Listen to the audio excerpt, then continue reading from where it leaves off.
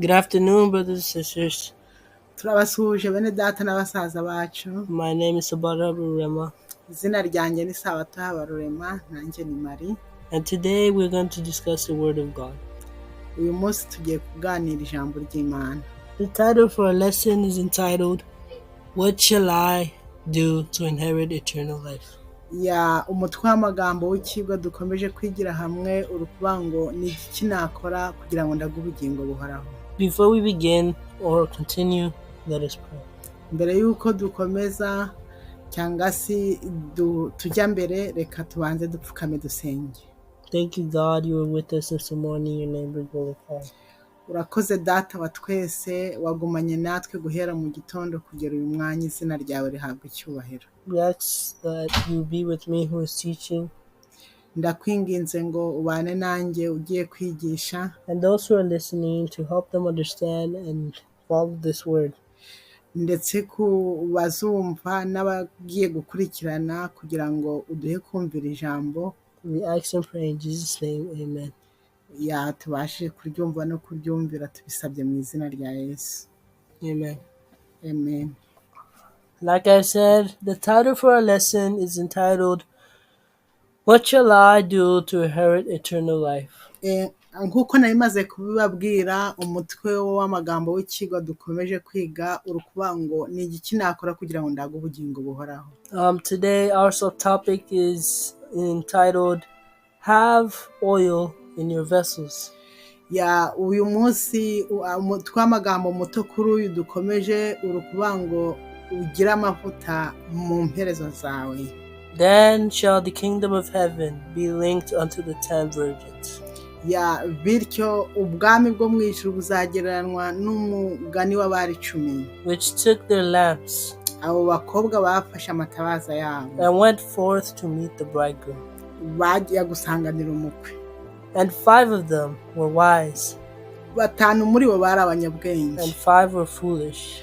abandi 5 bari abapfu. They that were foolish took their lamps Abo babaye abapfu ndetse no kujyana amatara yabo, and took no oil with them. bajyana amatabaza yabo atagira amavuta ndani. But the wise took oil in their vessels with their lamps. Ariko abanyabwenge bajyanye amatabaza yabo ari n'amavuta. Matthew 25, 1-4. Matayo igice cya 25 umurongo wa 1 kugera wa 4. The 2 classes of watchers represent the 2 classes who profess to be waiting for the Lord. Aya matsinda uko ari abiri ahagarariye abavuga yuko bose bategereje kuza k'umwami Yesu. They are called virgins Bitwa abari because they profess a pure faith. Kubera yuko bahamya ko bizera ukuri kweza kandi kwera. But the lamps were represented as the word of God. Ariko amatabaza yari ahagarariye ijambo ry'Imana. The oil is a symbol of the Holy Spirit. Amavuta cyari ikimenyetso cy'umwuka wera. In the parable, muri uyu mugani, all the 10 virgins went out to meet the bridegroom. Aba bari uko ari 10 barahagurutse baje gusanganira umukwe. All had lamps and vessels. Bose bari bafite amatara kandi bafite n'amatabaza arimo. For oil. Ndetse harimo amavuta. No, vessels for oil. bafite ibibiko by'amavuta. But 5 were neglected to fill their flanks with oil. Ariko 5 basuzuguye gushyira amavuta mu matabaza yabo. For a time there was seen no difference between them. Ariko muri kiriya gihe ubarebye nta tandukaniro wari wakabona hagati yabo. So which the church that lives just before Christ's second coming? Nk'uko bimeze mu itorero ririho imbere y'uko Yesu agaruka. All have a knowledge of the scriptures. abenshi muri bo bose bazi ubumenyi bw'ibyanditswe byera. All have heard of the message of Christ's near approach. Bose bamenye ubutumwa yuko bwa Yesu no yuko ari hafi, and confidently expect his appearing. Noneho banizeye yuko biteguye kumubona. Behold, mwitegereze, the bridegroom cometh. Noneho umukwe araje. Go ye out and meet him. Noneho ngaho nimusohoke mumusanganire. Many are unready. Benshi bari batiteguye. They have no oil in their vessels. Nta mavuta bari bafite mu mperezo zabo. With their lamps. Mu matabaza yabo. They are distinguished of the Holy Spirit. Ryari itandukaniro ry'umwuka wera. Hereby ahangaha know we that dwell in him. Noneho umwuka wera agomba kuba uri muri bo. And he is hereby know that we that dwell in him. Noneho abatuye muri we. And he in us. Noneho nawe muri twe. Because he hath given us his spirit. Kuko yaduhaye umwuka wera. Now if any man have not the spirit of Christ, he is none of his. Niba umuntu wese adafite umwuka wa Kristo, ari bisobanura yuko atari n'uwo. The first one was in 1 John 4:13. Igice cya Yohana, urwambere rwa Yohana igice cya 4:14. And the second verse was in Romans 8:9. Noneho umurongo wa kabiri uri mu Baroma igice cya 2 umurongo wa 9. All of those had lamps.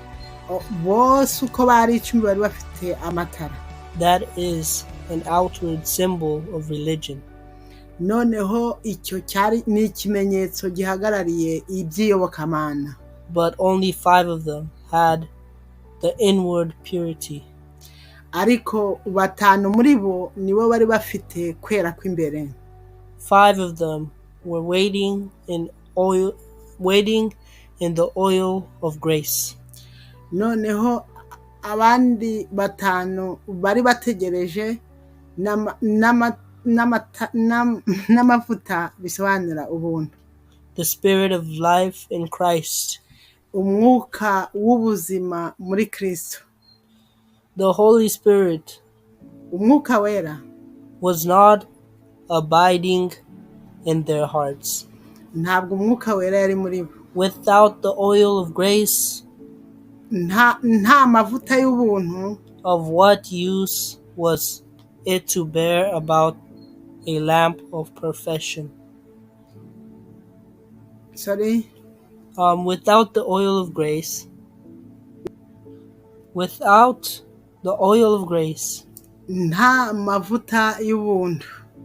Of what use was it to bear about the lamp of perfection?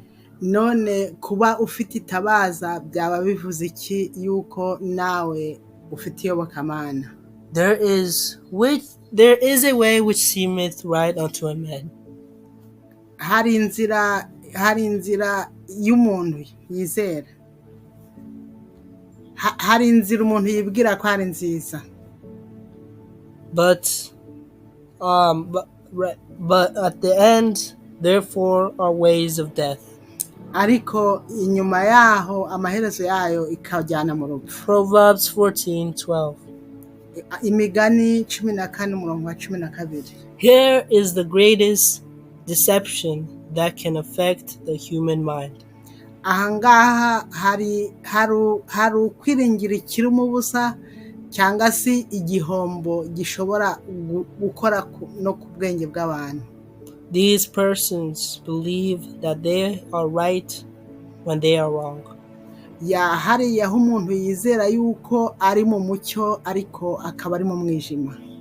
They are found waiting when it is forever too late. noneho agasanga yarategereje ariko agasanga ntacyo byamaze bikaba byarakerewe. Too late to have their wants supplied. Noneho kuba yarakerewe kugira ngo abe afite iyi myiteguro. They that are ready, Bari biteguye. they that are ready went in with him to the marriage. Noneho abari biteguye binjiye mu cyumba cy'ubukwe. And the door was shut. Noneho urugi rurafungwa. Afterward Nyuma yaho came also the other virgins, bandi batanu baba baraje, saying, baravuga bati, Lord, Lord, open to us. ya mufarume umwami dufungurire. But he answered them, saying, Nuko arabasubiza avuga ati, Verily, verily, I say unto you, ndababwiza ukuri, I know not you. ntabwo nigeze kubamenya. Matthew 25:10-12. Matayo 25 umurongo wa 12. The class represented by the foolish virgins were not hypocrites.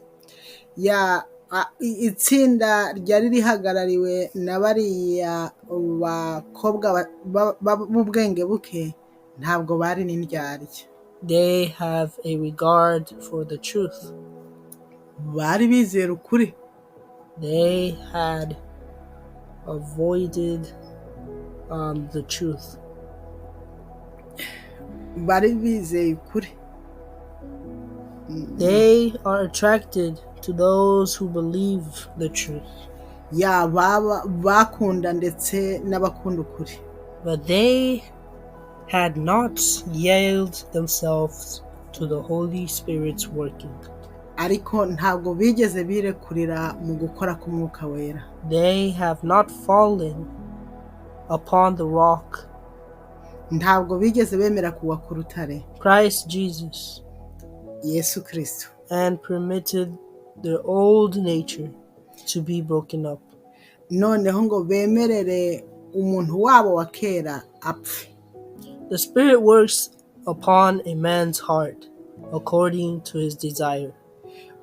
Umwuka w'Imana ukora ku mutima w'umuntu bitewe n'uko yizera. And consent, implanting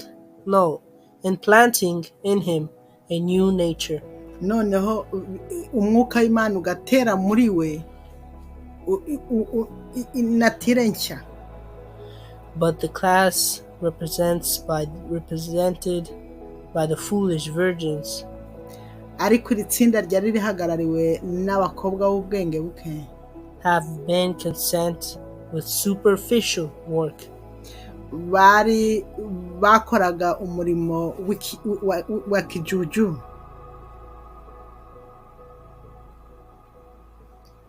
They do not know God. Ntabwo bari bazi Imana. Now it is the time to entreat the souls. Ni igihe cyo kugira ngo umutima wabo wongere wibaze. Souls shall not only hear the word of God, ntabwo ari ukumva ijambo ry'Imana gusa, but without delay secure oil in their vessels. Noneho nta gukererwa kugira ngo amavuta aboneke mu matabazi. With their lamps, mu matara yabo. That oil is righteousness of Christ. Na aya mavuta kwari ugukiranuka kwa Kristo. It represents character, and character is not transformable. Noneho byari byerekana yuko imico yabo itahindutse. No man can secure it for another. Nta muntu washoboza undi kugira ngo nawe agere kuri icyo. Each must obtain for himself.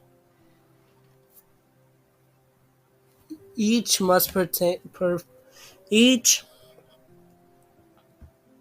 Each must obtain for himself buri wese agomba kwikorera ubwe ku giti cye no kubiharanira a character perfected from every Satan or sin. noneho imico ivuye kuri satani itwerekeza mu cyaha. If anyone perishes himself, niba umuntu azimiye ubwe ku giti cye. no, if anyone purifies himself,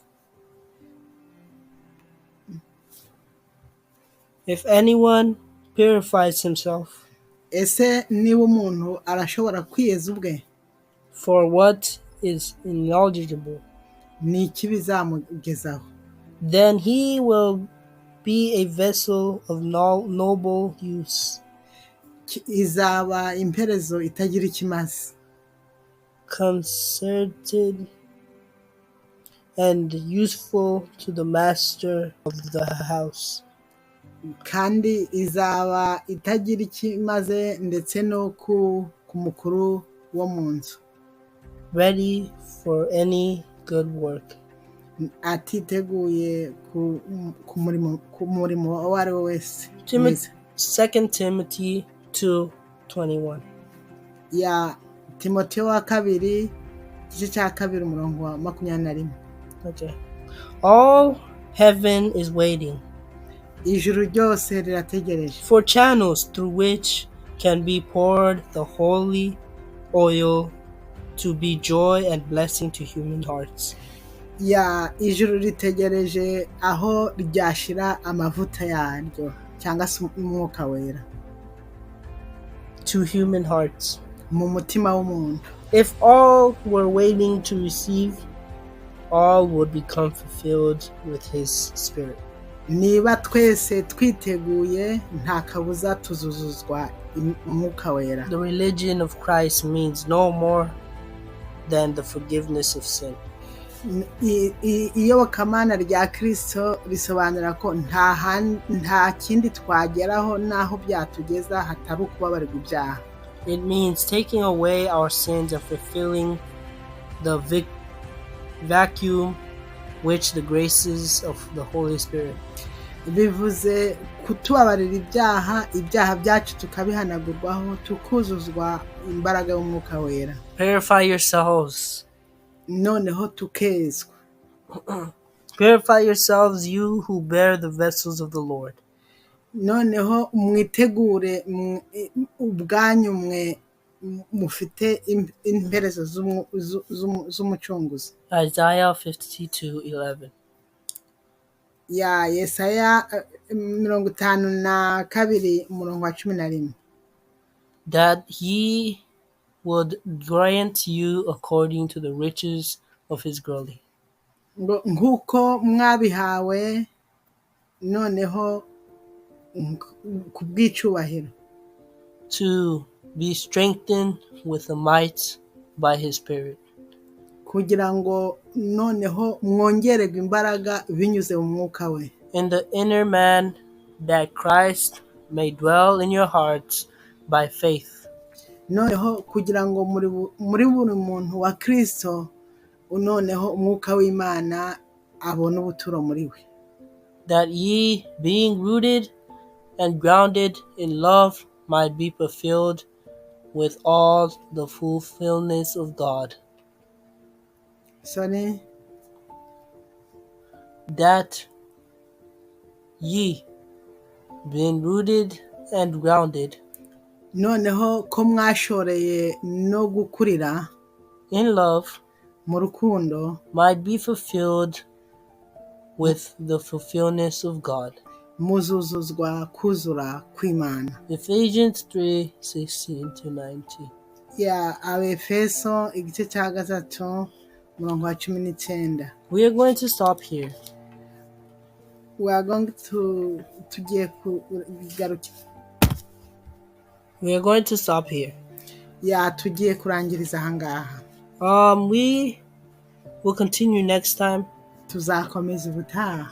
But let us, God, help us have the vessels, have oil in our vessels. reka Imana idufashe kugira ngo tugire amavuta mu mperezo zacu. So when the bridegroom comes again, igihe umukwe azaba agarutse, we might go with him noneho tuzagendane nawe, and live forever.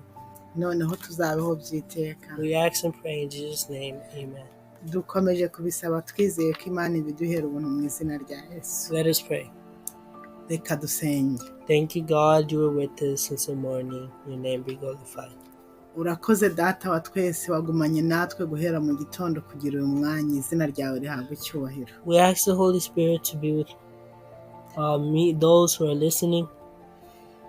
Nasabye umwuka wawe ngo akomeze kubana nanjye ndetse n'abaduteze amatwi, and to help them understand and have oil in their vessels, kugira ngo uduhe kumva ijambo ryawe no kuduha kugira ngo tugire amavuta mu mperezo zacu. So when you come again, they shall go with you in heaven. We ask and pray in Jesus' name, amen. Kugira ngo ubwo uzaba ugarutse natwe tugasanga dufite amavuta tuzajyane nawe, reka tubisabye kandi twizeye kubiduhera ubuntu mu izina rya Yesu, amen. amen.